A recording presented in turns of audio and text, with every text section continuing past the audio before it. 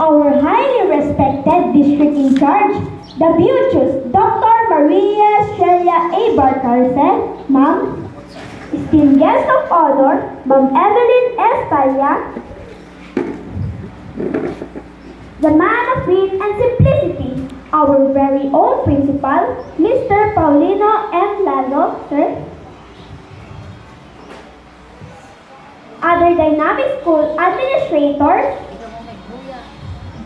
dedicated teachers, barangay officials headed by Pulong Barangay Bernardo L. Unini, SPTA officers headed by Mrs. Ralina B. Olivar, parents, fellow graduates, dear schoolmates, other guests, friends, ladies and gentlemen, natarnaw nga abugwan ken naranyag a ballesteros. As I stand before today, I am faced with the challenges of the fast-changing time. Our team, Generation of Unity, partners for the new Philippines, imposes a great task to fulfill ahead. Yes, it is true that the present generation will soon take the lead in the future. We will soon be a part of society where competition will be more rigid than now. But let us always remember that we are all equal and we all deserve a right, quality education. Thanks to the government, to the K-12 curriculum, we will be kept abreast of the needed skills and knowledge to open wider opportunities for learning and the bottom line, the opportunities of employment here and abroad. We will be prepared to combat the battles that may come our way. We will be transformed into more responsible, more competent, and more skilled individuals ready to conquer the world. But before we finally leave the center stage of Amuban Elementary School, we would like to our beloved parents, saan na mabusbos na panagyaman, iti ipaayli kada kayo namang kentata.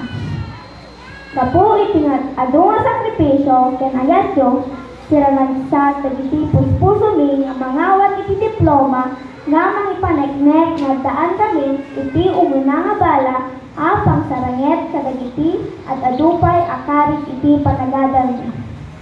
Dawaten mi nga rod nga itutuloy na kami nga suportaran tapno maragpat mi dagiti at arapaap mi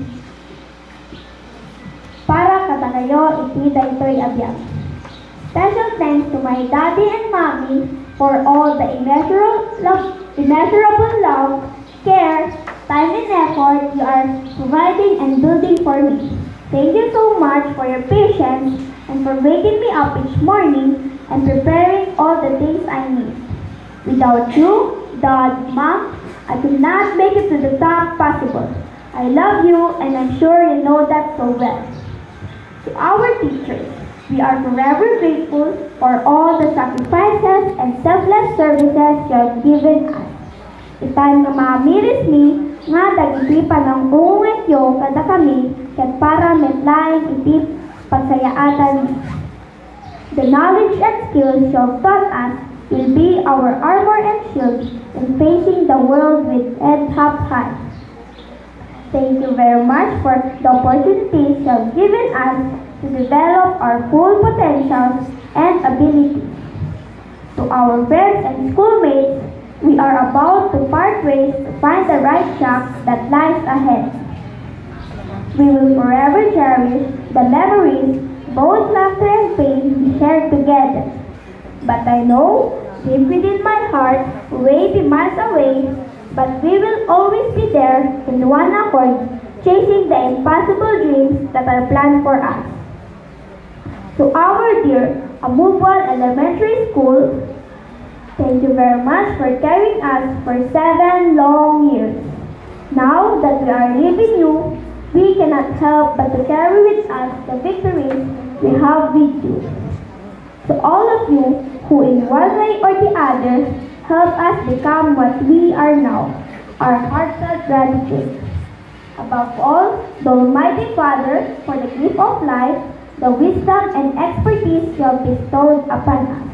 We pray earnestly that you continue to guide us as we follow the direction towards the attainment of our dreams. Let me end by sharing to you a verse, and it goes, God is too wise to be mistaken. God is too good to be unkind. So when you don't understand, when you don't see His plan, when you can't trace His hand, trust His heart. Fellow graduates, we'll miss this place, certainly. But we are excited for what's next. The future isn't waiting. It's here and it's ours to shape. Congratulations, Batch 2025. Thank you and mabuhay!